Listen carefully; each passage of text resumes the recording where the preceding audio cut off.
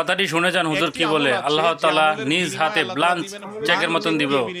সুবহানাল্লাহ, শুনে যান কথাগুলো। একটি মাত্র আমল আছে, আর কোনো আমল নাই।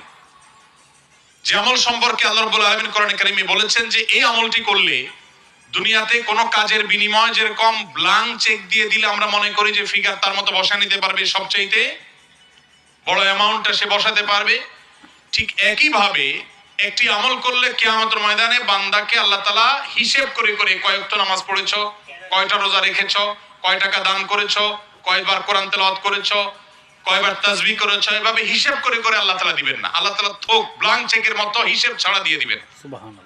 একটা আমলের বিনিময়। সে আমলটা কি? কোরআনে কারীমে আল্লাহ বলেছেন ইন্নামা ইউওয়াফাস সাবিরুনা আজরাহুম বিগাইরি হিসাব। যারা তাদের জীবনে ধৈর্যশীল হিসেবে নিজেদেরকে প্রমাণ করতে পেরেছে। ইবাদত করতেও ধৈর্যের প্রয়োজন হয়, অপরাধ এবং পাপের